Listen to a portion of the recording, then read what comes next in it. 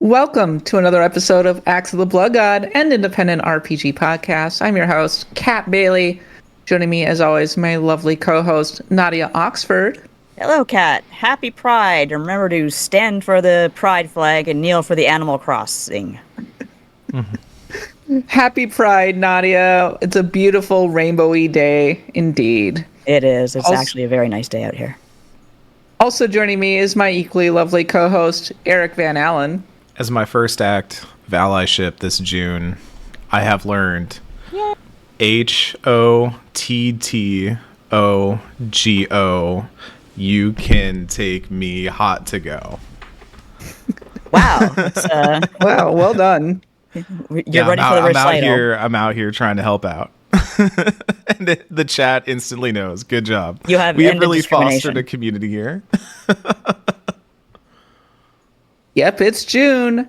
And in addition to being Pride Month, that also means it's Events Month. And we just had our first big event of the past week. Well, big-ish. That was Sony's State of Play. We'll be recapping that. We'll also be talking about Summer Game Fest.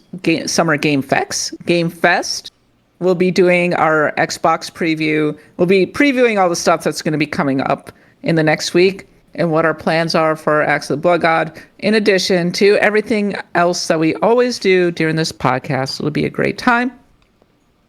But first, if you enjoy the show, please support us. Your generous support allows us to do this.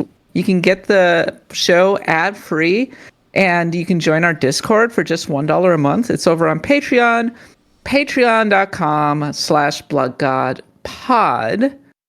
We also do streams on twitch.tv/bloodgodpod. Like and subscribe. It would be really helpful and really nice. We do this every single Saturday. Lately, we've been doing it at like 9:30 a.m. Pacific. Yeah, sorry about that. But nominally, we start closer to 9:15, thereabouts, and go for a couple hours. We like to also stream. Sadly, I'll be on the road for the next few weeks, so I don't think we're going to be doing This Week in GeckoCon for a couple weeks, but I will be back, and I will continue to be playing. I'm still going. We're doing well.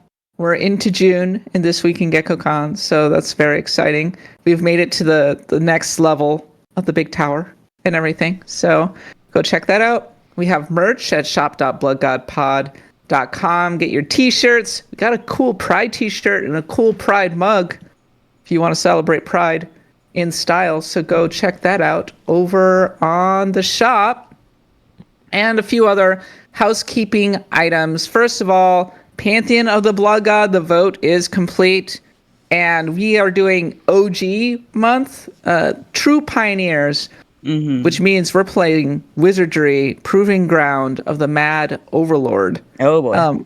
I think I named that correctly. I'm always struggling with that one. It's Wizardry 1. It was remade recently by Digital Eclipse. It's available on Steam and Nintendo Switch. Interestingly enough, JB was over in the chat telling us all about the kind of wild mechanics like aging in Wizardry. So why do I gotta age in games? Why do I gotta age? You can't rest, you'll get old. Keep politics out of games. I'm like, keep aging out of games. I don't need to know. Keep my old creaking bones out of video games. Aging, starving. Your wizard needs ibuprofen. Your wizard has ulcers. They can't take ibuprofen. My back.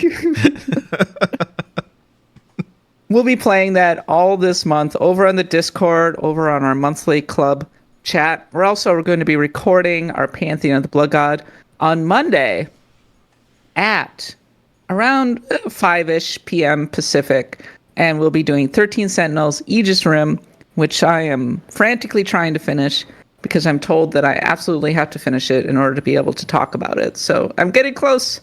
I'm almost there. We can make it. And finally, we will be recording an episode for during Xbox and Summer Game Fest and all that. It won't be live, but basically Michael Hyam, Eric, and I will be gathering in a hotel room and sharing all of our thoughts around a microphone.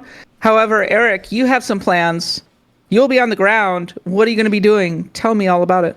Well, I mean, obviously, we're going to be there playing some games and stuff like that, talking to some folks. And as part of that talking to folks, I am going to conduct two different things. So on one hand, I've got a couple of developer interviews lined up with some really great teams. Not talking about those yet because embargoes and things like that. But I've already got at least, I believe it's 3 really good ones lined up. Maybe gonna have more. It's kind of up in the air, but I will try to commit to 3 right now.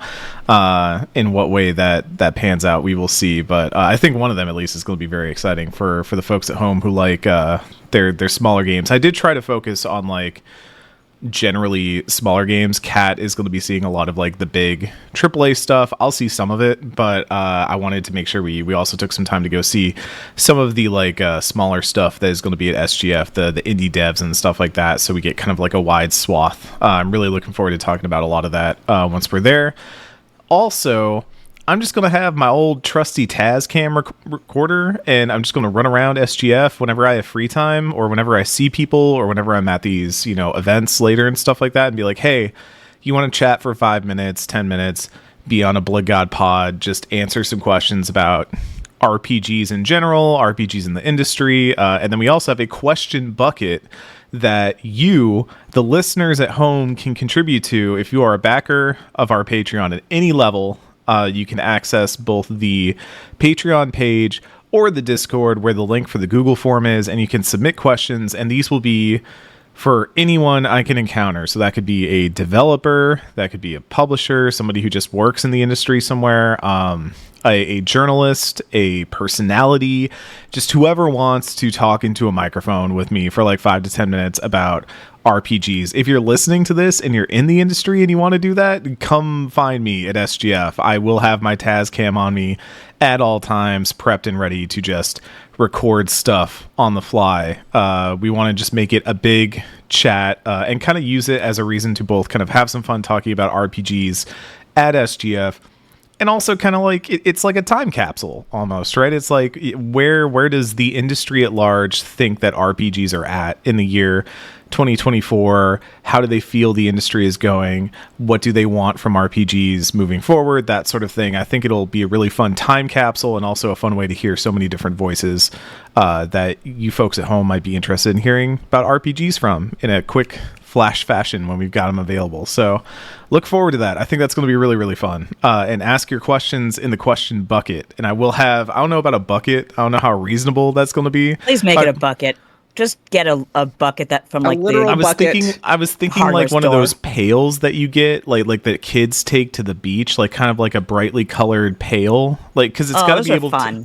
It's got to be like, yeah. I got to carry it around all day, right? So it's got to be. Handle. Yeah. Just drag the bucket up to a developer and be like, I have something to show you, and then dig into the bucket and be like, oh, it's a question from our audience. It's like flapping because like the little attached shovel is like clapping against the side of it. I'm like, I've got something in my bucket. I got something in my bucket.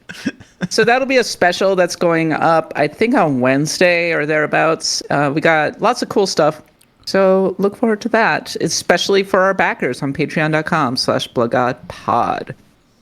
All right, let's talk about event season. It's happening. State of Play happened earlier this week, and it was a little light on RPGs. It was a little light on games in general, but we did see a few things. The big one is at least RPG adjacent, and that was Monster Hunter Wilds. Eric and Nadia, I forget, are you Monster Hunter people, or am I the only one here who really enjoys that game? I'm Mon Hun curious, you know? I'm Mon Hun curious? Yeah. I'm extremely pro Mon Hun, but I'm just not very good at the gameplay loop. But I do love the world and the monsters, and I love Monster Hunter stories. Like, give me more of those games. I adore those. Yes. I put about Eric. Yeah. Mm-hmm. I put about 20 hours into the 3DS one, I think it was, Monster Hunter 4 something. Yeah. I don't think I finished it, but I got pretty deep into the campaign for that. And I liked it. I thought it was fine. It cramped my hands. And then I went to World, and World I kind of struggled with. I don't know why. I think it just wasn't the type of game I wanted at the time. But then when Rise came out, I I also kind of struggled to get into it single player. And so I kind of let it like languish on my Switch for a long time. And then a friend was like, oh, hey, like let's hunt together. And I was like, oh, since we're hunting together, I can kind of use whatever weapon I want. Because when I'm hunting solo, I kind of want to have like something that I can handle stuff with. But when we were hunting as a team, I was using the it's like a big gun, basically, just a big artillery cannon. And number one, love big gun, big fan of big gun. Number two, I think that game is incredibly more enjoyable once you have other people playing with you. And that was what kind of like unlocked that game for me. So now I get it, and now I'm excited for Wilds because I'm like, oh, now I have like a really good reason to want to get into these games, and people are kind of broadly more playing these games too. So I'm really looking forward to Wilds. Yeah, you really want a group. Yeah, we should. You want a group? Yeah, it'd be fun. Let's do that. Yeah, so I've played since Monster Hunter World, and I also played a lot of Monster Hunter Rise. I must have put like 200 hours into Monster Hunter Rise. Wow. And I did everything in the original release, and then for whatever, I made a mistake. You shouldn't do everything in the base game. You should finish the story in the base game, and then you should wait for the inevitable expansion, and because that's where the actual game starts. It's like getting to the end of the story, but then all of the end game content is reserved for the expansion. It actually kind of drives me crazy. It takes a whole year to get all of the end game content. So this time around, I'm going to finish the story and be like, okay, I'm done. I'm not going to grind anymore. I'm waiting. It's cool. Because inevitably, all of your hard-won equipment becomes useless. And you have to get all new stuff for the expansion. It's crazy. But I've played with the longsword. Pretty technical, pretty hard to use. I've played with the greatsword. Enjoyable. I've played with the switch axe. Also enjoyable, though a little repetitive. I had fun with the bow, and I think this time around, so I try a new weapon every time, and I'm thinking I might go for the gun lance this time around, or I'll just go back to the greatsword because the greatsword is always a blast, and you can't go wrong with that one. I always use the daggers. I'm a daggers person. Yeah, Twin Blades. You're a daggers person? Yeah. Twin Blades was mine in the 3DS version, and I think when I played World, but then there was one that always interested me but seemed like way too big brain for me, the insect glaive. That is so weird. That always seemed really cool, and I wanted to try it. Very advanced, yeah. Yeah. Pretty advanced weapon, a little hard to use, but pretty good. Sadly, I'm the one who always carts at least once in Monster Hunter. And people get very judgy if you cart. Yeah. Yeah, you're Dragoon. That's fine. Somebody's got to tank the floor. I know. Inevitably the monster will run me down, and I'll get knocked over awkwardly, and then that moment when you get sent back to camp, you're like, "Damn it, you screwed up." The best hunter in the world. I have a lot of people I'm going to be playing Monster Hunter Wilds with, so looking forward to that one. Probably going to be early-ish next year. I expect we'll be getting a release date during Summer Game Fest and or during the Xbox Direct, because Capcom is already teasing more during Summer Game Fest from the director and such. So I'm sure we'll be getting a lot of details, a lot of monster debuts. We haven't actually seen that much. We do know that all 14 weapons are returning. We know that there's something called a focus mode, which will allow you to more easily target monster weak points and things like that. You ride on a raptor.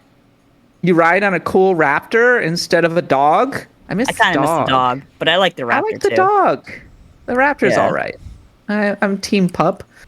Your character's apparently fully voiced, which I thought was interesting. And I'm wondering if that means that they're going to have more of a story bent in this one. Because Monster Hunter World did have an unfortunate story of imperialism. So we'll see how this ends up going. But so Monster Hunter Wild, we'll learn a lot more during SGF. Some other things during State of Play. Path of Exile 2 confirming a PS5 release date And other people were saying Xbox, but I wasn't actually able to find official confirmation of Xbox. It's releasing into early access in late 2024, Path of Exile 2. Eric or Nadia, do you plan on playing Path of Exile 2? No. Nope. Eric is shaking his head. You don't want hardcore Diablo. I don't even play normal Diablo. I don't know. Yeah. Those stuff, those games, I do like. I like Diablo 2 a lot, but I'm gonna say something controversial. Let's see. Last time I was on, I went on my Kingdom Hearts rant, and people were yelling at me, and I know I'm right, so like you can't hurt my feelings. But why are you booing me? I'm right. I'm now gonna say Eric is something that cat else. that those ladies are yelling at. I'm gonna say something else, a little controversial. I think of all the genres, barring maybe two, that have fallen the most prey to the games as servicification of stuff, like Diablo is pretty high up there. Like I look at Diablo 4 and everything is like seasons and gotta grind the seasonal character and do this and do that, and it reminds me a lot of the like battle pass mentality that like just wears me out of every live service game right now except for one. Shout outs to Final Fantasy 14.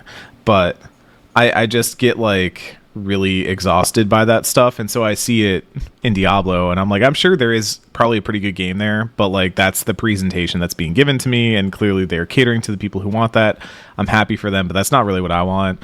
I just want to like log on and like play my necromancer and throw flesh golems at people and stuff like that, and just kind of vibe and get like a cool creepy story. And so now that it's on Game Pass, do that.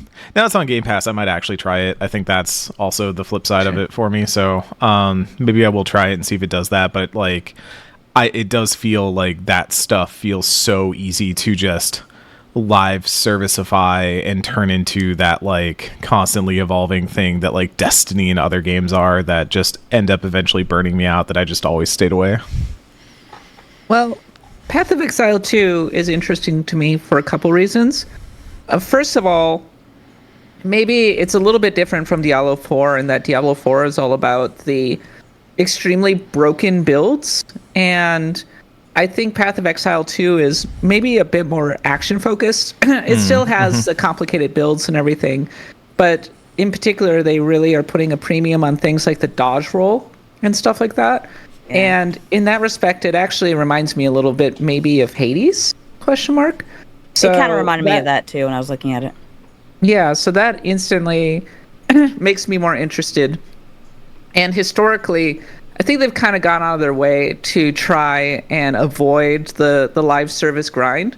Now, people who spend a lot of time playing Path of Exile can now yell at me and tell me that I'm wrong. But historically, they've handled things very differently from your bog standard live service game in terms of battle passes and whatnot. I don't even think they have a battle pass, question mark.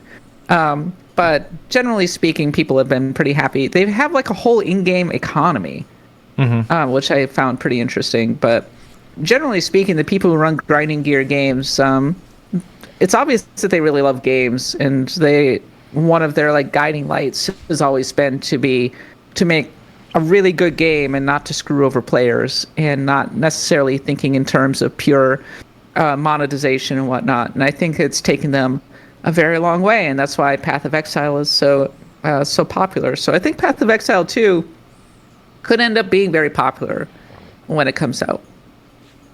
Two more games. There's Ballad of Antar, a free-to-play dark fantasy action RPG from Infold Games, which I don't know, like action RPG by way of The Last of Us. People call it an escort game.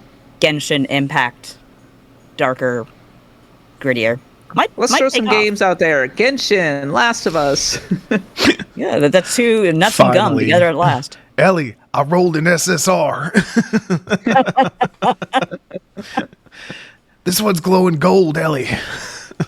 You get a one of those like mushroom corpses with a bikini with the SSR poles. Sexy. And then there's Where Winds Meet, which is headed to PS5. And I would describe it as kind of another sort of Soulsy game, maybe potentially with pretty dense RPG mechanics. Artistically fairly pretty, but maybe more mobile first.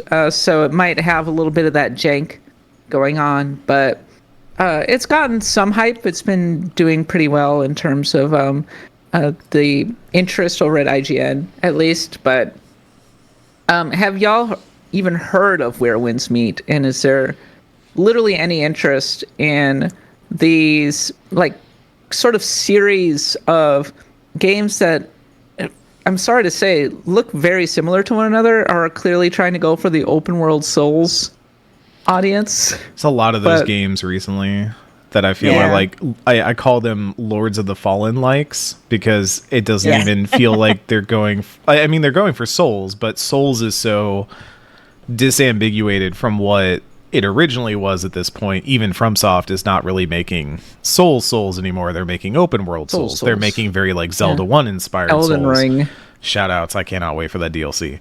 But like, everyone has been trying to do Souls so much that it has more become a like, it went from being we're trying to imitate one game to we're trying to work within an established genre space, the same way that like, you know, games like Rogue Legacy and stuff like that kind of set up an idea, or even your Metroidvanias and things like that, where it goes from like, okay, this is, you can clearly see that this is like a Castlevania game, to now it's like, oh, there's like vague ideas of what a Castlevania or a Metroid would be, but like we're kind of working within so many like disambiguated stretches of the term that we're now like way out in the weeds on what this is. And that's what a lot of these games remind me of. Like Lords of the Fallen was, we made Souls, kinda, and it's there, I guess. And I haven't played the newest one. I'm talking about like the first one, which I was obviously not like a huge fan of.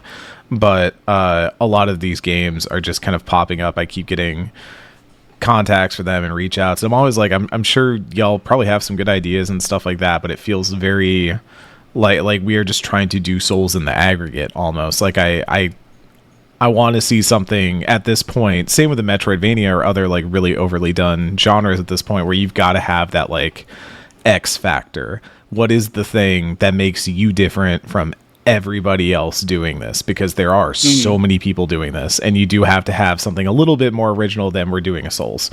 So if they got that club in their bag, maybe I'm interested, but I've seen a lot of games recently that don't have that club in their bag. So truly, there's so many of these types of games, and I'm sure that they're very good. There's also Phantom Blade Zero. They always are eye-grabbing, and then they kind of come and go a little bit because they lack that certain special something that you tend to get out of a From Software game. But so that's pretty much the state of play from an RPG perspective. We also got an announcement for Astrobot, which I think definitely got the most hype out of everybody. Eric is like, let's go, Astrobot. Really cool.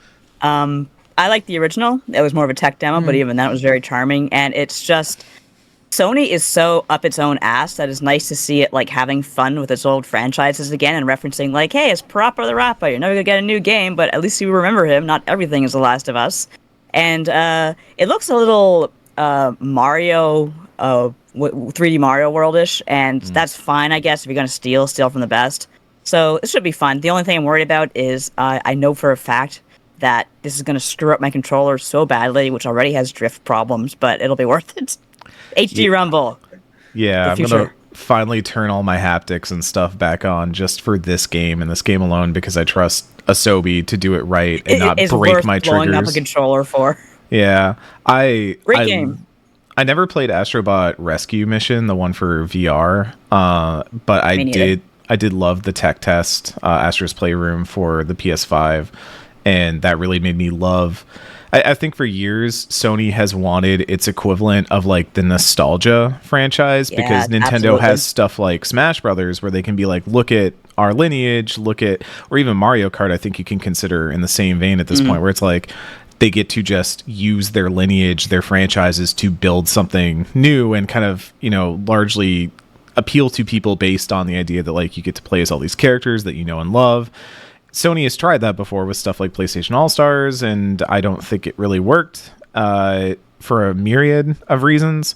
But when I was playing Astro's Playroom, somebody who, you know, I do have probably more console history with Sony than most others, and I was sitting there like the little cameos were great. The hardware stuff they do where they like incorporate the actual hardware of the PS5 was really, really neat, where you are going through levels that are the GPU and things like that. Yeah.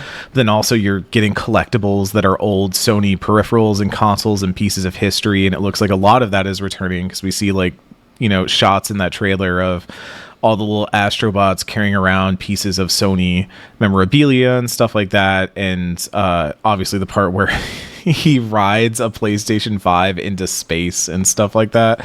The cute little Journey bot was adorable. I loved all the Kratos bot and all that. And I hope they don't play too front and center. Like, I really like that they were just fun cameos. They don't need to be coming in there and like trying to make a story about how all these bots and stuff are doing. I like the idea that it's a bunch of bots that are doing cosplay. Like that's more fun to me. That's more enjoyable. But I love Astrobot. I think as somebody who doesn't usually go for a 3D platformer, Astro's Playroom was perfect. It was the right length. It was the right amount of like doing something new, using it, and then ditching it and moving on. And I honestly, in a year that Sony needs something, because they don't have a lot on deck right now. They have not announced a lot. They have some stuff like further out, but not a lot here. And, here's your tentpole game, Sony fans. And I think the Concord announcement went really, really bad. Did not go well. Yeah. No. Yeah. I tweeted, we have Guardians of the Galaxy at home. That took off a bit. Yeah. It was like the opening was, here's this whole story thing about the Guardians of the Galaxy type thing that they're doing that felt very like, yeah, we saw Marvel. We know what Marvel does. And then the second they're like, this is a 5v5 hero shooter, I was like, well, I'm out. Like, like they announced it this is clearly something that was greenlit like 6 years ago. Yeah. And they're like, back when the MCU was hot and people wanted hero shooters. And now it's finally here, and the MCU is decidedly not hot, and people are not into hero shooters. Memo to PlayStation, it's all about the extraction shooters now. I told a friend, I was like, this is like the video game in an esports episode of an ABC procedural that you see that they're all playing. Like, it cuts to a screen, and they're like, yeah, that's Timmy Jenkins. He's the greatest Concord player in all of North America. And it's like just showing gameplay of that. Yeah. Yes, game. And then Ice-T is like, oh, so you mean like... oh, they got like maybe it'll be okay. There's a cult that ruins their mind. Yeah, I don't know. I'm dunking on it. I'm a bad father. I think the thing about it is like that game just looks like it's already like something we've seen before, something we know already. I had someone ask me on Twitter or something. They're like, don't you play... like, how many hero shooters can you play right now? When was the last time you played a hero shooter? And I was like, well, Overwatch, but like Foam Stars just came out. And do you remember that Foam Stars came out? Are you aware? Foam Stars a hero shooter? Yes, it's a Splatoon. That a hero shooter? Yeah, it's a Splatoon game, but you play as hero characters. characters. Would you call Splatoon a hero shooter? Well, okay, no, it's styled like Splatoon, where you have like the foam and stuff. But the characters you play have individual abilities that are like an ult and a Q and an E, quote unquote, like your kind of basic abilities, and then an ultimate. And you play specific characters for their specific abilities to do hero shooter things. So like, I would absolutely classify it as a hero shooter. I don't care about Concord, and I won't play it, but having said that, I might surprise some people. If it turns out to be good, I think people have been sort of starved for a new shooter experience for a while now, because Fortnite and Call of Duty and all the usual suspects have been around for frickin' ages, and the new games that keep coming out keep ending up being disappointing. So it may actually end up hitting in a way that we don't expect, or it'll completely crater and everybody will forget about it, and that will be that. I think the main thing it's going to run into is that within that showcase, there was another hero shooter in Marvel Rivals. So not only was it like, okay, here's two hero shooters in the same showcase. Is that like a hero shooter or a hero fighty fight game? It's a hero. It's everybody in that game. It's like third person action, but it's in a hero shooter context. A lot of them have guns or gun-like It kind of reminds me of remember that year that Overwatch kind of debuted alongside, what was it, Battle they used an M83 song for their trailer. Yeah, and Marathon's coming down the pipe too, and like that I think is supposed to be an extraction shooter, but I don't know for sure. That's me guessing. But Battleborn. Yeah, Battleborn. I liked Battleborn. Okay, Battleborn was ahead of its time. Battleborn. That's the that old problem. Simpsons meme. It's like It you got me debuted Overwatch. alongside Overwatch, or it Yes. kind of like Yeah. it had the same preview event, and everyone thought, well, they're the same game, but they weren't. But this is the same thing that's going on with the Guardians of the Galaxy game and the other one they showed. Marvel Rivals. Yeah. Thank you. Well, those- one's a those first-party are- exclusive, I should those- point out, as those two opposed to games are- Battleborn, which was from 2K or Take-Two or whatever. So there's a little bit of a difference there. My point in bringing it up is that, like, I look at that and I'm like, cool, we've got stuff that we've seen before. We can pretty easily contextualize. We know what's up.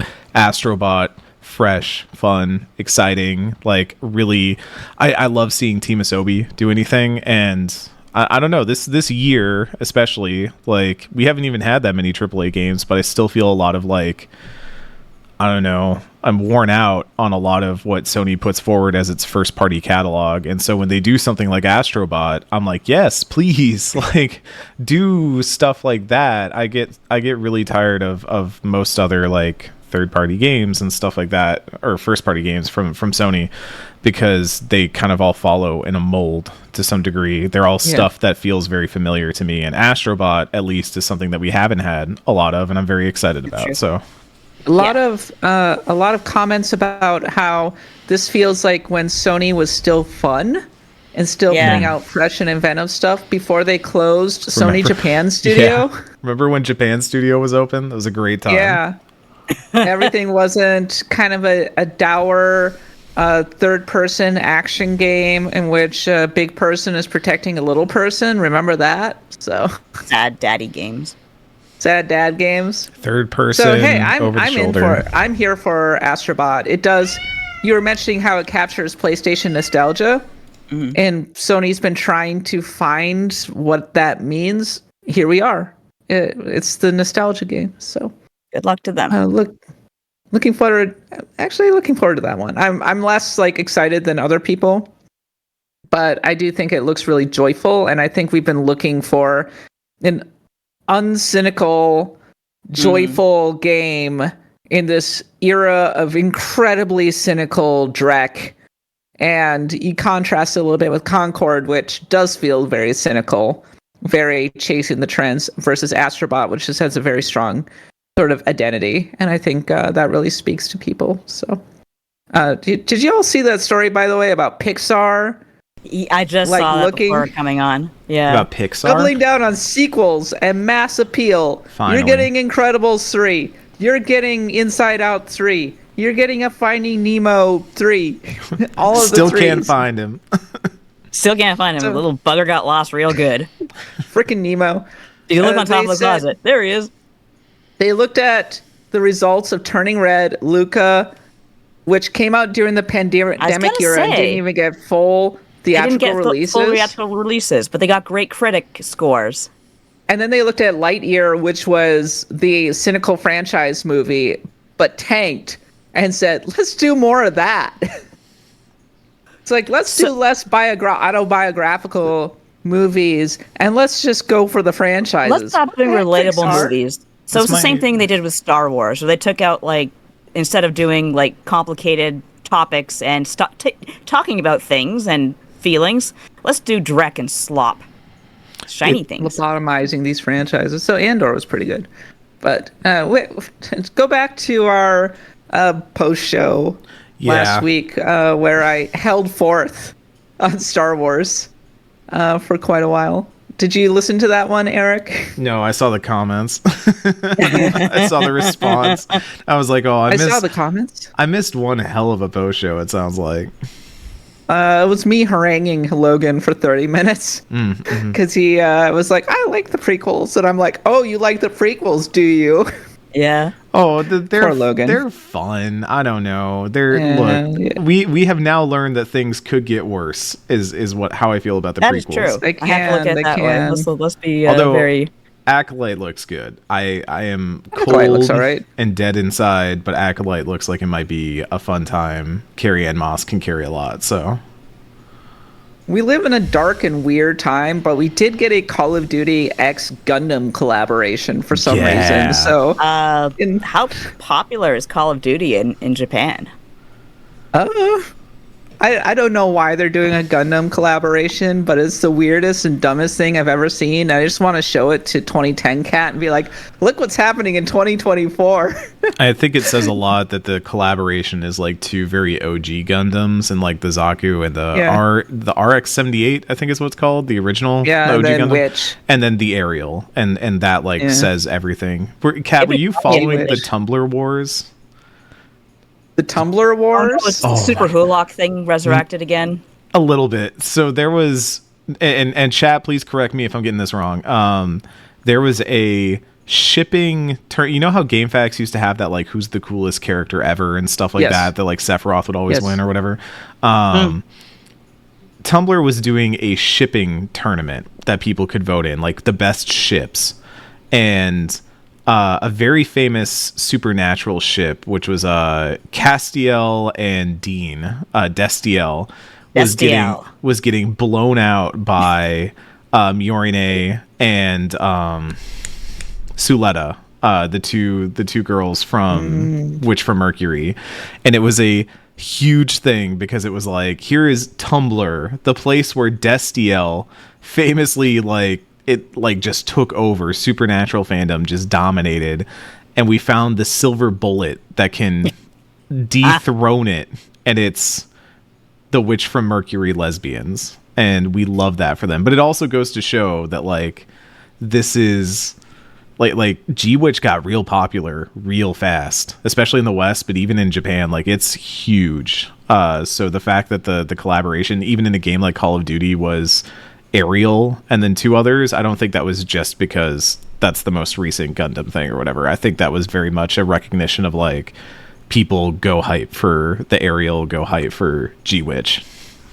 I love that Bandai Namco seemingly has no idea what they have in G-Witch, and they're like, those girls aren't gay. LOL. They're roommates. Yeah, Bandai Namco, to be clear, because the people who made that show absolutely, I don't think, were unclear about the nature of their relationship. They should do Gundam Wing, what is it, the one with all the gay kids? Gundam Wing, was it just Gundam Wing? Gundam Wing? Are you just talking about Gundam Wing with all the boys? Yeah.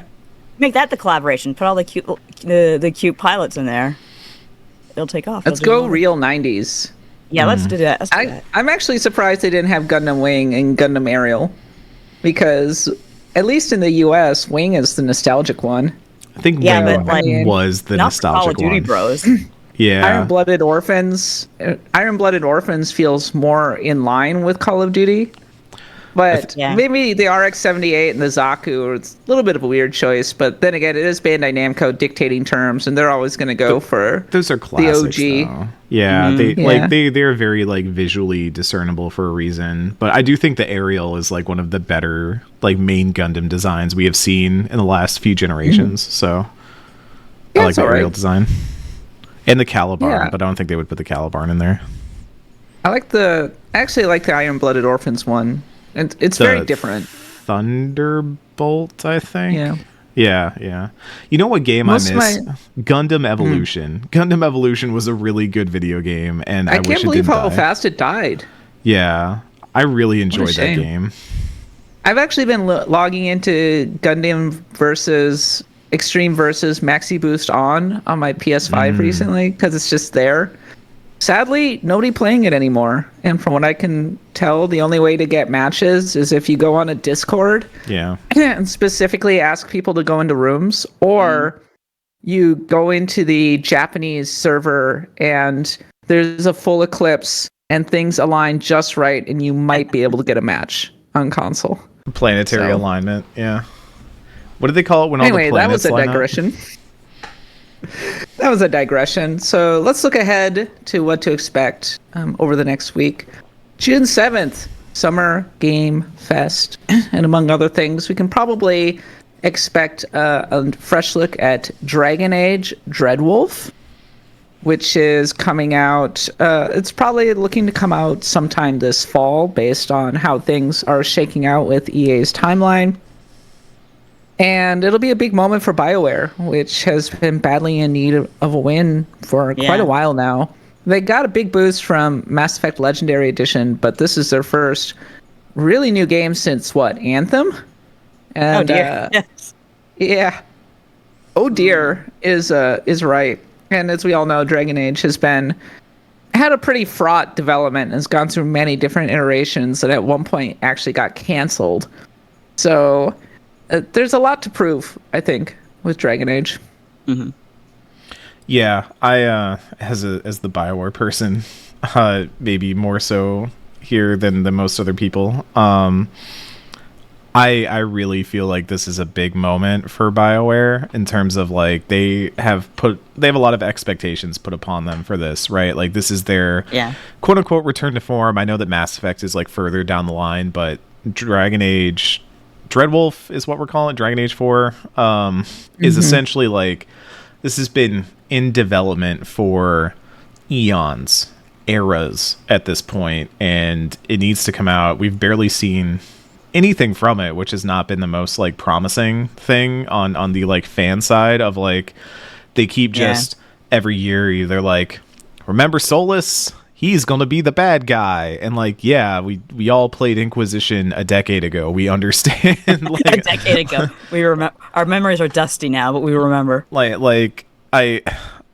They really need to do something with this because I'm not crazy about this fact, but I'm also not like stupid enough to not realize this is going to happen. But like comparisons are going to get drawn to Baldur's Gate 3. Comparisons are going to get drawn to just about every other fantasy RPG out there. But like having a GOTY tier game that just came out that is like pulling from the same DNA that Dragon Age pulls from, which is the Baldur's Gate series,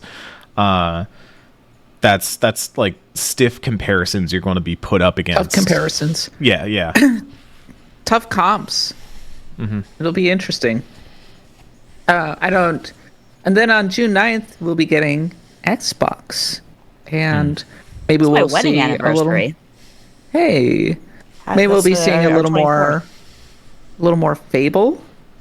I don't actually think we'll be seeing more Fable. The big rumors have been Doom, actually, and Gear 6. So if you like the shooters, everybody. Ooh. Make a Gears RPG. Gears Tactics was kind of there, but like just make a Gears RPG where all the Meat Boys are in parties together and camping and stuff. Camping, playing King's Quest or whatever. Yeah. I like that. Dom, I'm playing Queen's Blood. Black Ops, we'll be seeing a whole showcase about the new Call of Duty. Nobody listening to this podcast is apt to care about that. Or maybe you do. I don't know, but it's not the main subject of this podcast.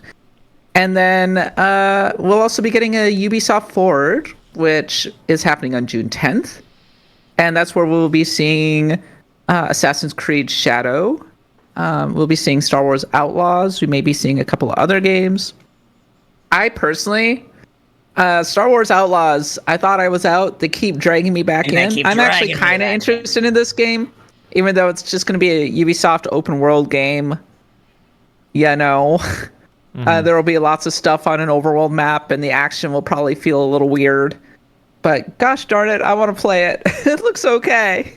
It looks okay. I think looks all right. Yeah, it looks fine. I think the new AC just like looks Ubisoft, pretty good too. Everything looks like sort of all right. Yeah, like I think the new Assassin's Creed looks pretty alright too. Like I'm vibing with the ideas they have for it. I'm also like very much in the mood for a big Assassin's Creed. I don't know if they've really talked much about how like what this is going to look like in comparison, whether it's going to be more Mirage, which was very like old school AC, or if it's going to lean more towards Odyssey and Valhalla, which are like those big, like overly grandiose ACs. But I could actually kind of go for one of those right now. I don't know. Like there's something about that, whatever they're putting in it, it's like a Crunchwrap Supreme, you know, it's like there's just a lot. There's a lot happening in there, just like piled all in together. But man, when you want that Crunchwrap hits. So it does. It does indeed. And finally, there will probably be a Nintendo Direct, probably at the end of the month. And we shall see. It might be something like Metroid Prime 4. Nintendo is really trying to squeeze the last little bit of blood out of the Nintendo Switch. I think Prime 4 really is going to be a Switch 2 launch. This is my prediction. I hope Prime 4 is a video game. I do not think it will be a Switch 2. I'll take that bet, Nadia, and I will say that it will not be a Switch 2 launch. I think it'll be on Switch. I think it'll be like a big reveal for this year. Yes. Look at what they did with Samus Returns. That would line up. Nintendo needs something this holiday. Well, what are they going to put out otherwise? Yeah, I mean, they already said that Zia, whatever, Legends Za is like that's a next year one, right? That's a 2025. So like, which I'm very happy to hear. We might get that Wind Waker and Twilight Princess remaster that's been sitting in a warehouse for years, apparently. That people keep corroborating. I swear it's we might be getting Mother 3. We might be getting that Fire Emblem remake that people keep talking about. And literally only I will be excited about that because I'm the Fire Emblem sicko here. Well, is this like if we're talking about Geometry Eric, you lost I your would credentials when you hated on Engage. You're not a Fire Emblem fan. You lost your credentials. So I gotta buy into everything. I'm not allowed to critique Why the the hell series. I'm a you didn't Fire like Emblem fan. the best Fire Emblem in 10 years? Come on, man. I mean, if we're talking about the gameplay, I'm an Engaged fan over here. I will stand for Engaged till I die. About that was gameplay, fun. maybe. It's a great game. You can argue Engage or Three Houses, but it was a fantastic freaking game. So that's all. We've had this argument liked it before. Very much. It was one of my favorites that year. Nadia, you're my favorite. I know. It's like you and me. We've been doing this for almost 10 years now. Can you believe that? Jesus Christ. I guess so. Really dangerous to play favorites with the guy who's running the VMix right now. That's all I'm gonna say. Oh no! As he sips his tea. But that's none of my business. And then, of course, there will be several other streams: Day of the Devs, a Devolver Direct, a Wholesome Direct, Guerrilla Collective, PC Games Show, and such. PC games and the others. I mean, there's so many streams. It's ridiculous. And they all have 20 billion games that just kind of wash over you over the course of like an entire week. And you go, that was a lot of games. And they're trying to be inclusive, but in not curating, they just end up burying the gems under tons and tons and tons of stuff that nobody will play, sadly. So I will say that like, not to like tease or anything, but like I've been playing some demos of stuff that's going to be coming out in Next Fest and as part of kind of the SGF stuff. Like there are a lot of companies that they know that they're not going to be able to get a lot of like attention during the week of SGF. So right now they're sending out demos with like embargoes to just try and like, get in. That's a smart idea. Get in while the attention is there and people want to hear about new games, but like try and thread the needle on like getting around some of the big games that we know are going to be there. I've been playing some of those, and there's some stuff in there that like there are gems. There are diamonds in the rough. I mean, some of them won't even surprise you. We've talked about them on this podcast before, but like I do think for stuff like there's the Guerrilla Collective, the PC Gaming Show, the Future of Play is one that honestly doesn't get talked about very often, but it's a like Toonami themed direct where they explicitly go for games that feel like you would see on like bumper ads for Toonami and stuff like that. There's like that's always a good time, and I think they have confirmed that they are doing show this year, so like keep an eye out for those because you will probably find something somewhere in there that you'll like. And I do still feel like this is a year for great indies, great like tiny little games that are going to be not for everyone, not mainstream broad appeal, but if you see it and it like activates your neurons, you're like, yeah, that's my jam. And there's a lot of good jams like that out there. I'm looking forward to it. Yeah. Also, IGN's going to be hosting a live in-person event this year. IGN Live. It's going to be over at the Magic Box in Los Angeles, and it's going to be running from, I believe, June 7th to June 9th. Go check it out. You might see me there. I'll be around. Oh, gosh. I'll be going in and out. I'll be in the dedicated workspace. Reb Valentine will also be there. They're going to be doing there's going to be an NVC podcast. Who's his name? He runs Critical Role. He was Matt Ganon. Mercer? Matt Mercer will be there doing IGN Arcade, which is pretty cool. They're going to be interviewing Phil Spencer, which is kind of a big deal. Yeah, That's one- You get to that'll be like an put him up there, and interesting everyone gets a tomato, and then get. yeah. That's one thing That'll we be didn't an mention interesting about day. Xbox. Yeah, like the Xbox tone at the showcase and everything at SGF. That's going to be really interesting to see how they manage that. Based on all the rumors that I've heard, I think Xbox will actually have a pretty strong show. I think about people time. will come out of it going, wow, that was good. But maybe I'm wrong. We shall see. I've misjudged the mood in the past, and a lot of these games aren't the kind of games that I would play. So what can I say? Phil Spencer tomato show is a good idea. That would really cheer people up. Dance, monkey. Da, da, da, da, da, da, da, da. Throwing pretzels and tomatoes at him. I'm Stan and I was wrong. I'm singing the Stan wrong song. Final thoughts on the upcoming slate of shows? Anything you're particularly excited to see? I'm excited to see Metaphor again. That's kind of my most anticipated game for the rest of the second half of the year. Yeah, I'd like to see some Metaphor news, some more like details about that. Although I already feel like I've seen kind of what I need to see of that game, and anything left is just bonus. Yeah.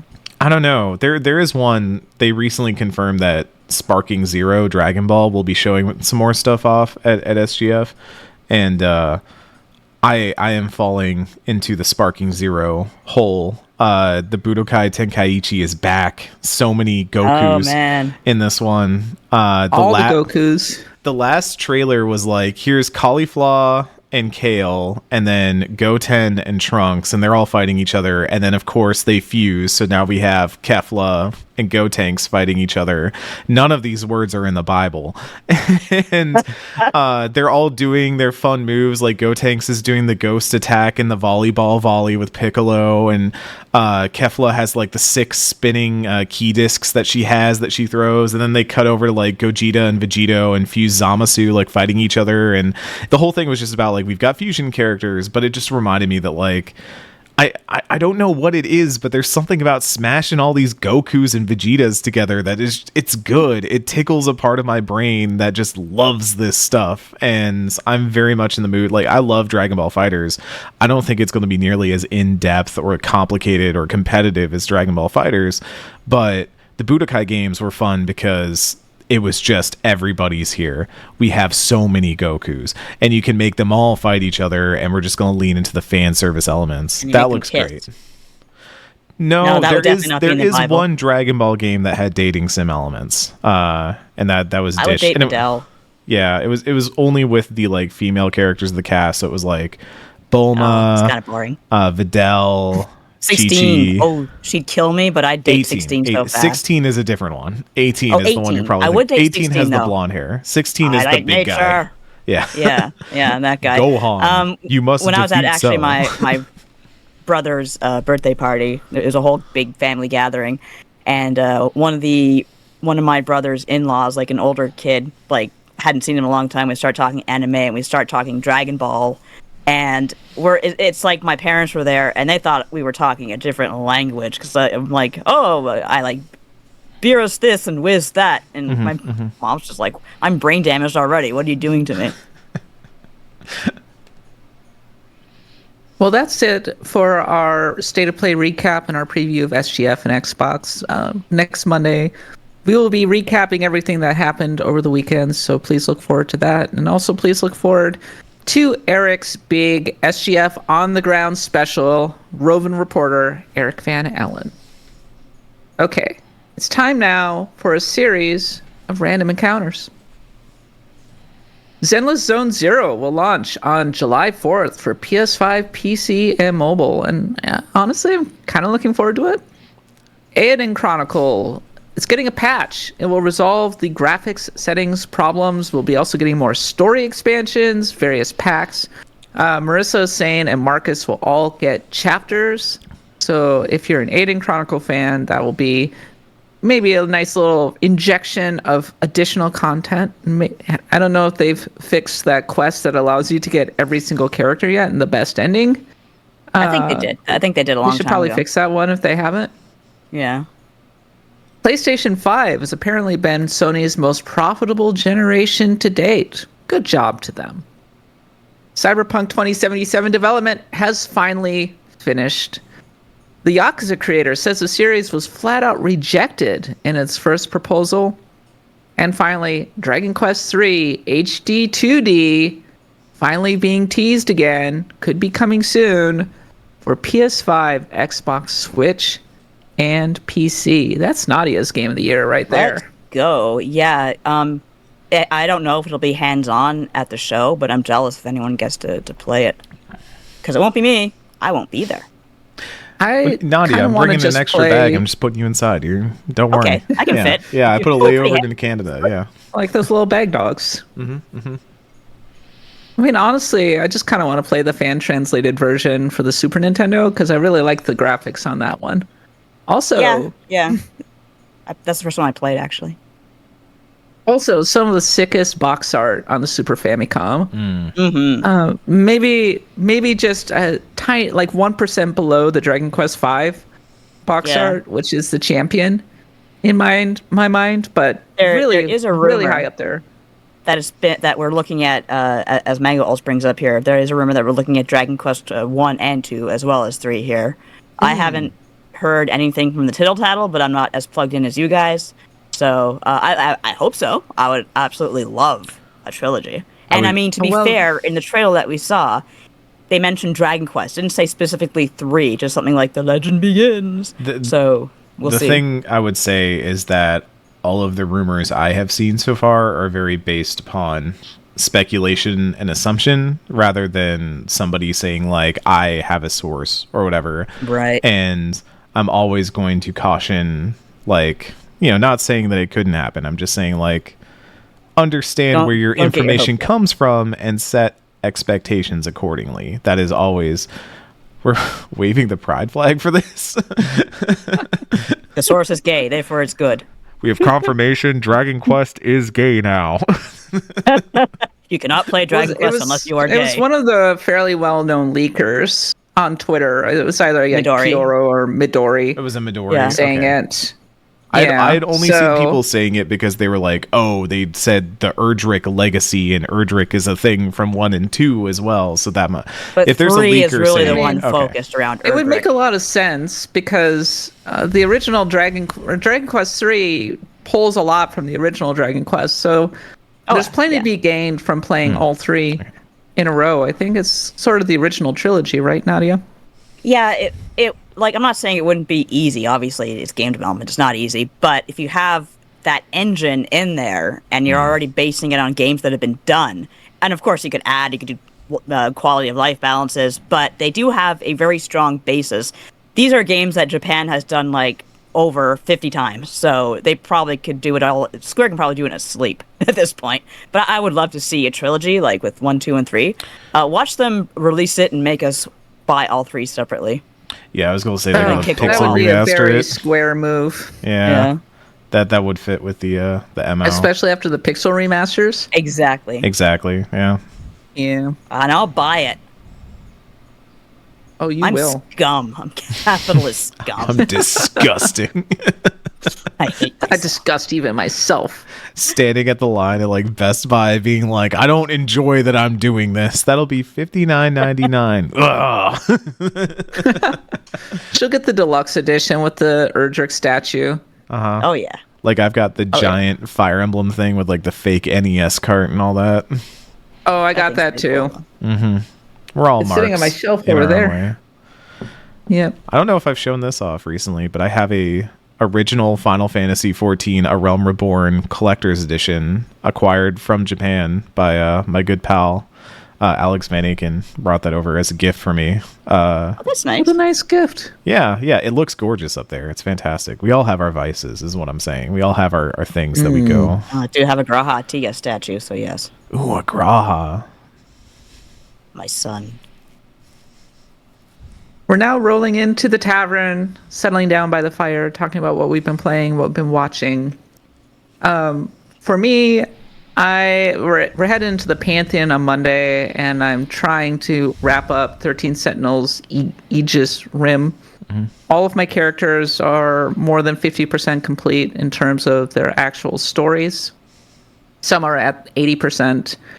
I am like in the middle of wave 2 in the destruction mode. I have some theories about where the story is going. All things considered, I went and dropped my theory. I went and dropped my theory into the game club chat. And so we'll see. Who are some of my favorite characters in 13 Sentinels Aegis Rim as I've like continued to plug along? I'm gonna just look at. I can't remember any of their names for whatever reason. Yakisoba. There are some that I don't enjoy playing. So Nenji, very high up there. Like Nenji and his pompadour. Enjoy his story. I enjoy that he's randomly stuck in a train or something. Natsuno, S tier. Love Natsuno. I really like the Yakisoba Pan guy. Yakisoba Pan guy is the best. I love him. Yeah, I want to try very Yakisoba much. Pan now. I like Sekigahara. Yeah. And his like being chased through time and space. He's cool. Yakushiji, very small, very low. Don't like her. And the talking cat. Find those pretty annoying. Iori, She's weird. pretty low down too. Trying to figure out how to get through Iori's story, and also the Shinji character Juro. Like I got stuck in a circle doing Juro's story over and over again, and I was like, screw this. I hate this guy. Fucking nerd. I think the Juro story has some of my favorite reveals, but I don't know if I like the sections of that as much as other characters. I definitely think Sekigahara is a really big one. I also really, really like the fighter girl, the tough, rough and tumble one. I like her. I also like the dude that has Yuki. She's so cool. The guy that shows up with her and just has completely unearned riz and just like lives his life, and he's just like, yeah, I'm gonna win you over, babe. I already know it. I'm like, I hated him at first, and I was like, damn, he's kind of winning me over. Are you talking about Shu Amaguchi? Yeah, he wins me over. He has a motorcycle, doesn't he? Yeah, he has a motorcycle. He has the house with all the video game consoles, and I think it's just meant to be. Whenever they go in that apartment, it's fun just to look at all the details of like the vinyl collection and the VCR and the big '80s TV. Yeah, with they're playing like Battlezone or something like that on it. You can see at one point they're playing a game on that screen, and I enjoy that.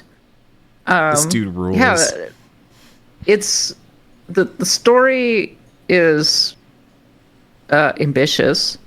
In some ways, I'm just like, just try and get through the story. Just trying to get through the story, because it's an interesting story, and I want to unravel all of it. But it's also mildly exhausting to me because there's not a huge amount of interaction through it.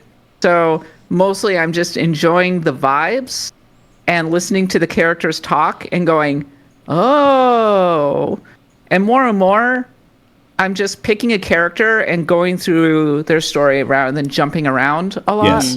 Mm-hmm. Because there's more of an arc to it and there's more rising action, as opposed to, well, nothing's much happening with this character. Nothing much is happening with this character. What's happening with this mystery here?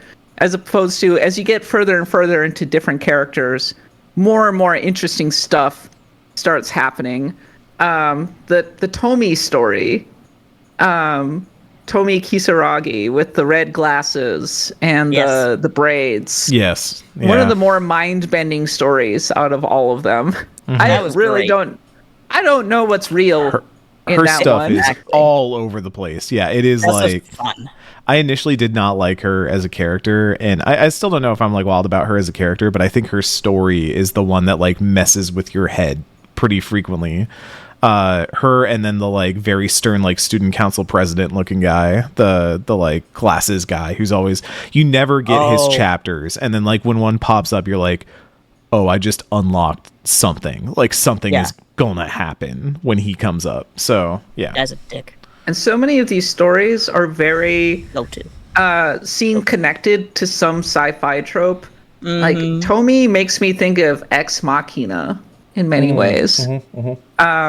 Juro's story starts off as sort of Evangelion-ish, but then goes into crazy identity stuff and what's going on with all of that. ET. There's an ET story. A literal an ET story. It's so There's a cute. little bit of an ET story slash what was it? From the 80s.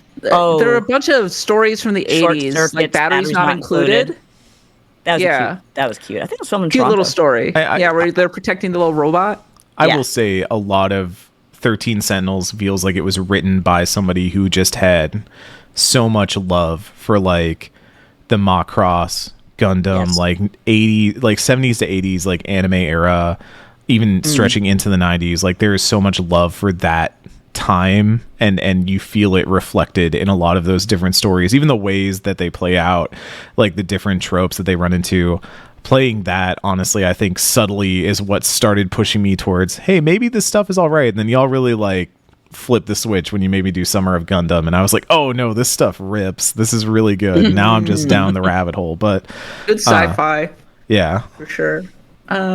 Yeah. So, well, I have a lot more thoughts on our Pantheon of the Blood God episode. Don't hate the destruction elements either. And in some ways, I'm just kind of grinding through them. But there are like cool moments, like when Tomi or Natsuno launch the missile rain, and you just get this Yes. giant love a good coming down saturation on everybody. attack. It's so satisfying. Just a fun Pretty game. cool. I just like the fact it exists.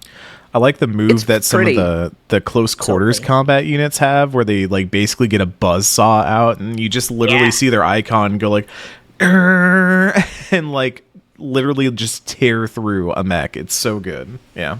There are moments when this game is straight gorgeous, like when the characters are standing and you see a Sentinel come in the background and punch a kaiju, Yeah. and it feels enormous. The robots feel huge, and I always love that kind of Godzilla, Evangelion feel where the mechs genuinely feel imposing. And I think 13 Sentinels, They have good weight despite behind what them. seems like limited resources in some ways, I think it captures that really well. So, Pantheon of the Blood God going to be happening on Monday.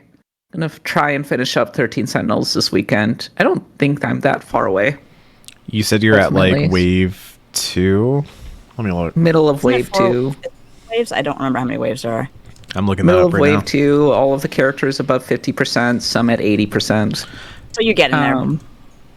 I'm just trying to get to the point where at least one of my Yakisoba Pawn guy is locked behind having to have like 8 characters at 80%. I'm like, Yeah. I want that guy's story Yeah. though.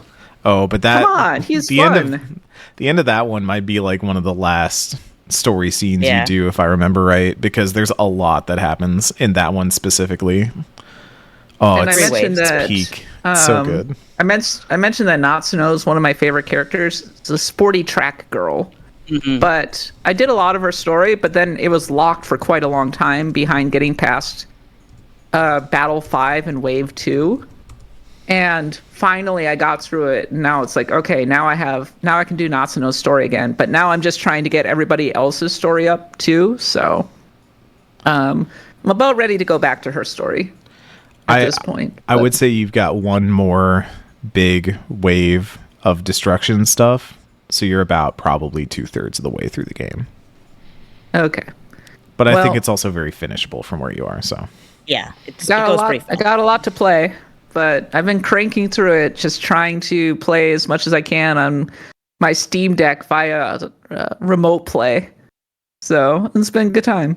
It's great for Steam PS5 remote play. But all right, Eric, what have you been playing? Oh, I don't know. I hit a point where I was like, I just need something in my life that is not work. And so I, for some reason, chose Final Fantasy 14 for a bit. So I've been playing a lot Why of is that 14. confusing? Because the things I'm doing in 14 feel like work, because it's a lot of tribal quests, which is just running around and turning stuff in, doing busy work for Moogles and dwarves and stuff. Oh, you haven't finished those? You get some good shit. Oh no, I'm working towards my rank 8 on the Moogles because I need that for a triple triad card. I also need rank 8 on the dwarves, and I'm only at like 3 right now. That's a good story. I'm doing custom deliveries to build up my crafter and gatherer, so like that's an additional thing entirely. Just a lot of stuff where every day I'm kind of logging on and doing some like, upkeep stuff to try and keep these meters going up, but I find it very relaxing to do. I also like that I talked earlier about the battle pacification and all that, and one thing that I like is that I don't lose progress if I stop. So like I went traveling this last weekend, and it's not like the game was like, oh, you stopped logging in or you lost your streak, so you have to like start over again, or your like gains are not as good as they could have been if you were logging in every day. Instead, it's just like, do it when you feel like doing it. And like, yeah, there are some resets and some timers that they have built in that I sometimes get a little bit frustrated with. I wish I could just like blast through tribal quests, and having to do them like daily is a little frustrating. I think like I do kind of wish that Square would say like after a certain point, after an expansion's been out long enough, or maybe like a certain number of X packs back, they say no more tribal quest limit for certain like maybe we're going into Dawn Trail, say like up through Stormblood or something. Like you don't need the limits anymore, because the limits kind of exist to be like, okay, this is something you can do while you're doing other stuff, and like you can kind of visit it. And I think some of the limits are not great, but on top of that, people got me into the Wondrous Tales, which is a whole different way of just like there's so many ways that like if you manage all of it, you can get so many resources out of the things that you would just normally do in 14. And in some ways I do find that exhausting, because there's a lot of it to do and keep track of, but it does mean that I can kind of opt in or opt out. It's never really ruined my experience to not have all the free stuff, but having some free stuff, or just having reasons to go do like. So last night I logged on. I was with some friends of the show. Andrew Sheeran, who is my coworker at Destructoid, does a lot of our 14 coverage, is an absolute 14 sicko. Matt and Kate from But Why Though, we just started running like trials and like unsynced trials to get mounts. So we did like Burden of the Sun or something, Brute Justice. We did the Brute Justice one. We did the big one where Alexander is on like 4 legs. He's like the manipulator or whatever. We did Neo X Death. That was a fun fight. Had never done that before. That was a really good one. And a bunch of like Ruby Weapon extreme runs just to get mounts, and it was a good time. From Weapon. I want those are the dragons, right? No, or they might be, yeah. I really want those dragons. But it was a really good time. I really like those activities. It's been a really good like kind of cool down, because his work has gotten more and more intense leading into SGF in June and all that. It's really nice to have a game that I can just kind of turn my brain off in, and that's been that. I will say though, while I was traveling, I reinstalled, due to a friend of mine telling me about it, Marvel's Midnight Suns on my Steam Deck. I've been playing that on Steam Deck, and does it work well on Steam Deck? Yeah, it runs really. I mean, it doesn't look like it looks low settings, but it runs great, and it's like maybe it hitches frame rate wise every now and then, and it does kind of eat battery a little bit. I think I was getting like a 6-hour battery life. So I was having to charge my Steam Deck. Are you an OG Steam Deck or an OLED? OG Steam Deck. Okay. OLED is a big improvement in a lot of respects. But I'm waiting for version 2 to upgrade. Makes sense. Yeah. As much as I loved my Switch OLED upgrade, I don't use my Steam Deck as often as my Switch, and so I don't see the like benefit for me there yet. But I will say that like Marvel's Midnight Suns is like an ideal Steam Deck game, because it's so easy to just pick up and kind of do a day in. Very much like Three Houses was that way for Switch, where it's like you can pick it up and you can do kind of a day or a week or whatever, or Persona the same way, where you can kind of take it as you go, but it segments that stuff up so well. There's so many good little story scenes. I love the character writing in that game. Honestly, a game that makes me not hate Tony Stark and is willing to even poke fun at the idea of Tony Stark.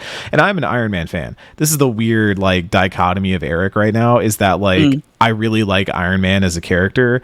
I also think like the Marvel-fication of Iron Man over the years kind of turned him into a different thing than what he was originally set out to be. And that kind of annoys me personally. That's a very long diatribe for another time.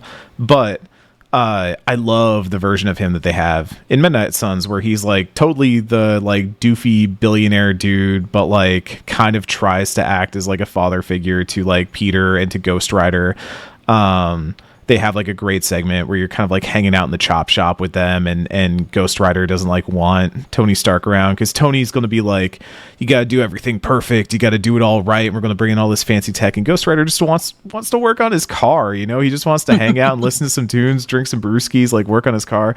Like they get all these personality types, and it's like what makes this stuff good. It's what made X-Men 97 when it came back so good, is they understood that like you got to tell a really good story, but you also got to have these characters interacting and present their personalities really up front, and then see what happens when they're together. Like it's all about the inter-hero friction, the bonding moments, the like tension between characters and their ideals, their outlooks versus others.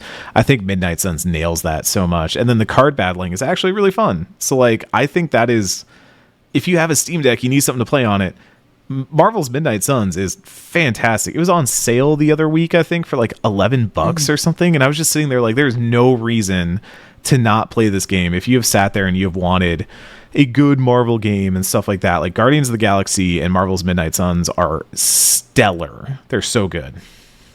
One of the more underrated games of the last few years, I would venture to say. Almost too good for this world. I don't even like superheroes that much, and I was into it. It's really well done. It's clear that Firaxis really went for it in terms of the mansion, exploring all of that aspects, the fully voiced cutscenes, all of the heroes working together. The battles are interesting. They're quite small scale, I want to say, but they have an intimate kind of feel, like when you're fighting Venom and whatnot. It's pretty cool. And it's a different part of Marvel than you normally see. It has a different vibe from MCU just because it goes more into the horror comics kind of side of things, more magical characters, and I respect that. It's a shame that Jake Solomon, who was one of their best designers, was known for the XCOM series and everything. I understand why he wanted to go make something else. He started his own studio. He's working on a cozy sim now. He's working on like The Sims, basically. I do think that sounds really good. I think that pitch sounds. I think that game will be great. Yeah.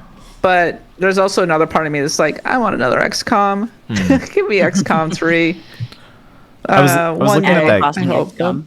I was looking at that Capes game that just came out. People were saying that also looks all right. It's like a superhero XCOM that's much more like traditional XCOM, where you have like the grid and stuff like that. And I was kind of curious about that, because Marvel's Midnight Suns, I would say, is more like half tactics, half card game, where you're kind of playing, you know, your cards, and everybody's got like different builds and ideas that you're trying to work around. But yeah, Midnight Suns just did not get the love I think it deserved. It was way too interesting, too novel, to like, it didn't have that mainstream appeal. But that's why I think it's really cool, is because it's not trying to do something that like everybody can just like pick up and immediately know, like, oh yeah, I've played a game like this before, but it's got a Marvel skin, great. Like that bores me. Whereas like we made this really intricate dating sim card game that involves like all the heroes hanging out and doing stuff. Like, yeah, I'm way more interested in that. That sounds cool. Like it kept getting delayed, and there were questions about the Switch version, which never came out because it was way too ambitious for the Switch.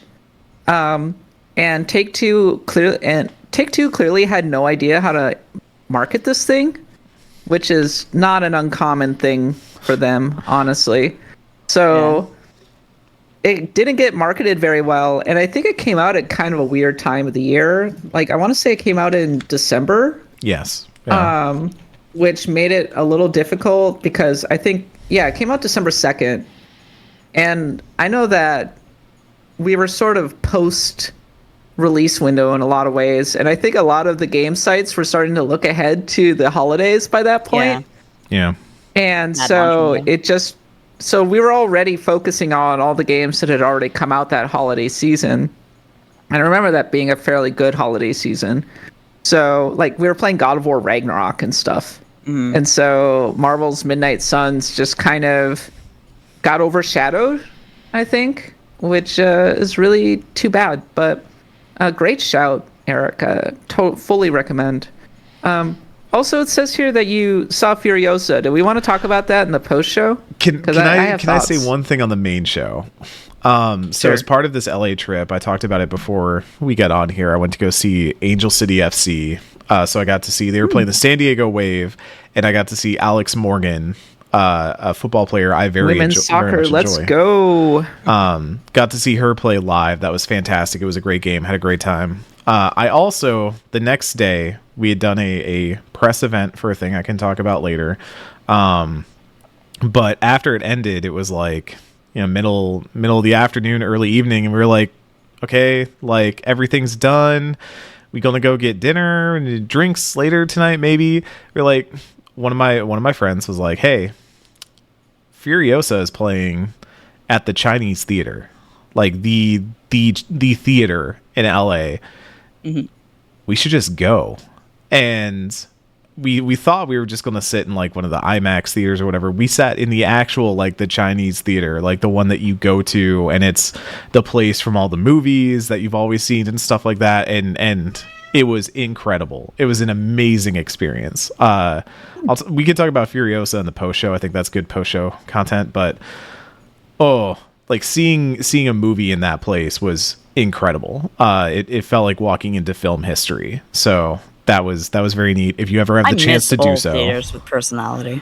you just walk in, like that's the wild thing is I've seen it before. I always think of Blazing Saddles when I think of the Chinese theater, because that scene where Hedley Lamar like goes in and like sits down to watch the end of the movie and then realizes they're like pulling up to the theater, and he's like, oh no, and he gets up to walk out and they're standing there. But it literally is. I never realized this. You walk in, there's a little concession stand, and then you just go around the side, and it's just one theater. It's just one giant screen with like an auditorium full of rows, and it's just there. You just walk out to the theater. It's so cool, and you look up, and there's all these like gorgeous paintings and like artwork and stuff like that. It feels like a place full of history, and it's really, really cool. And you pay for your ticket at like a counter in the theater? Reasonable price too. Like it was like theater ticket prices, but I thought it was going to get an even higher upcharge because it was, the Chinese theater, and theater. Reasonable. Yeah. So I went in, I got some popcorn. I usually don't eat popcorn at a movie, but I felt like I had to in this moment. That was the right thing to do. So I got a popcorn and a big Coke Zero and enjoyed myself a movie. Good for you. Nice. Two of my favorite movie theaters are here in San Francisco. One is down the block from me. It's the Alameda Theater. Beautiful old theater from the 1920s that was fully restored in 2008. And they have a historic theater that is really fun to watch movies in. And that's where I saw Furiosa as well. And then also there's the Castro Theater in the Castro District.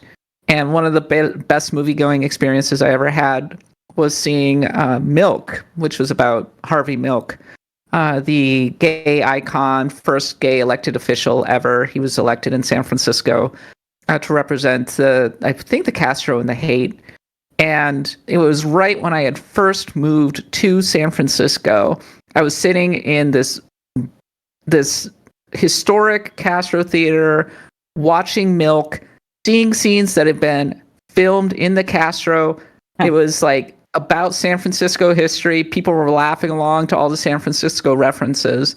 And that was the first time that I ever actually felt like I was living in the city properly. And it was not during Pride. I think it was right around the Oscars when Milk was up for Best Picture.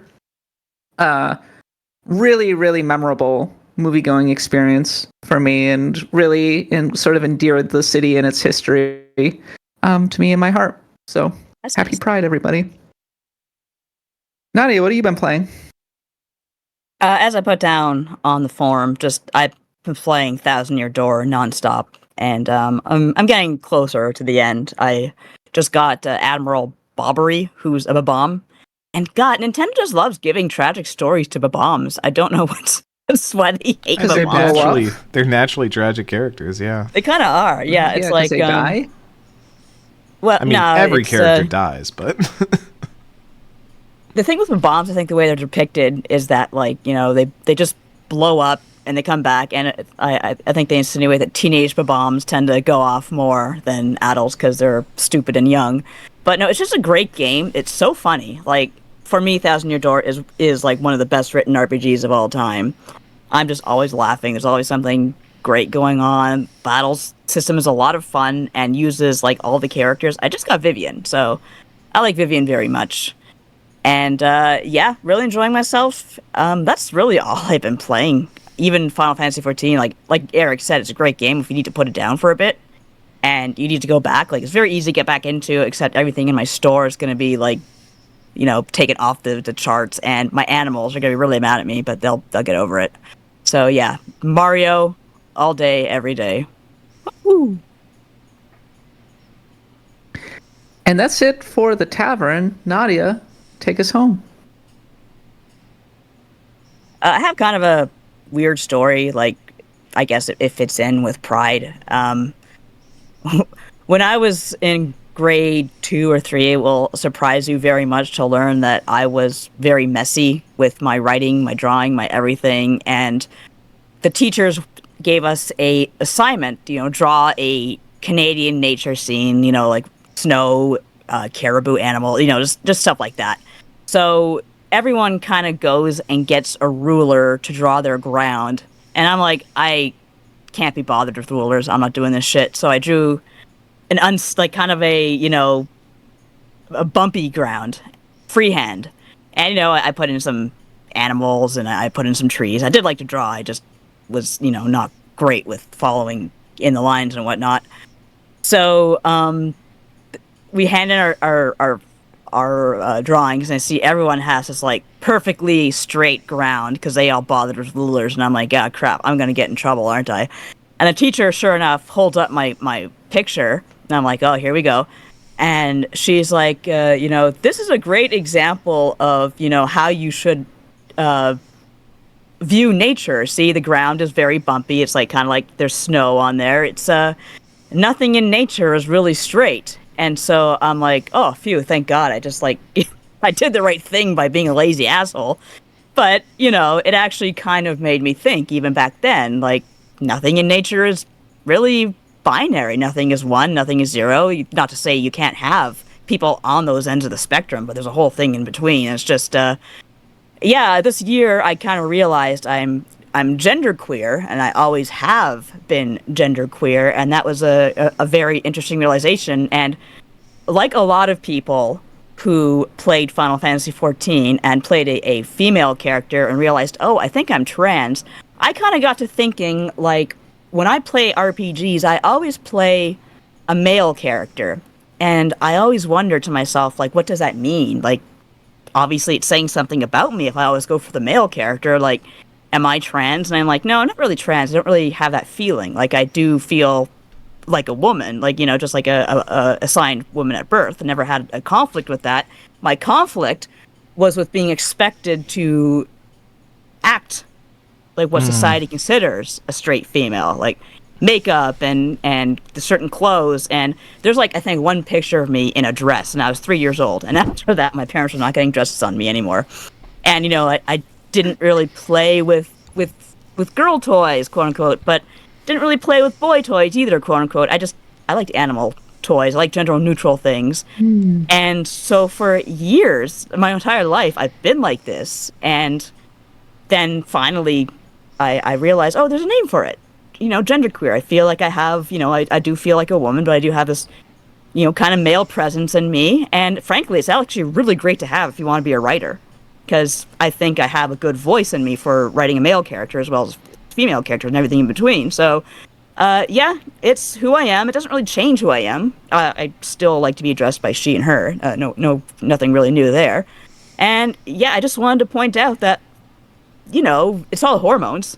You make a cake and you have a recipe, and even if you measure everything every single time, you're just not going to get the same amount in there. It's physically, scientifically impossible. So, I don't know, if you look at the world around you, nature isn't straight, so people aren't either, and happy Pride. Hell yeah. Thank you for sharing that, Nadia. That was actually a really wholesome nook. Oh, no. I killed a bunch of people this week. Okay. 10 years ago, this is nostalgia nook. I ate the bodies. You'll never find them. Bones and all. And that's it for Acts of the Blood God. Thank you so much for listening. And thank you so much for your generous support of the podcast. If you want to join our Discord, join our community, listen to the show ad-free, get lots of bonus content, patreon.com/bloodgodpod. We're heading into the Acts of the Blood God post show now, where we may be doing a little bit of our review of Furiosa, among other things. So come on and join us.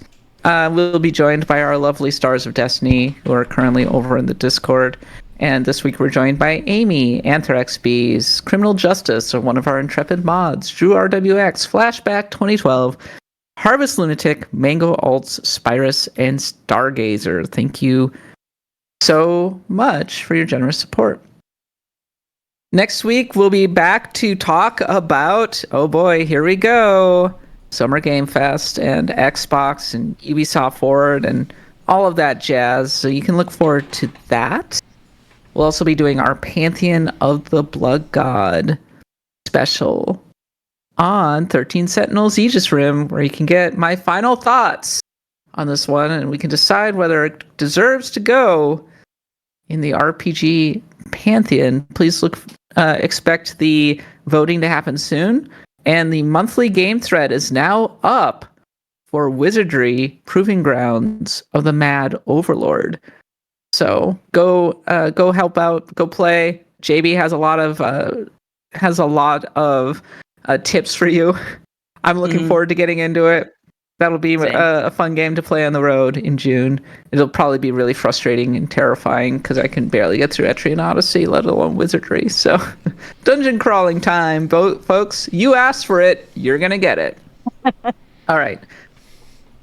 Heading to the Acts of the Blood God post show now. I've been your host, Cap Bailey.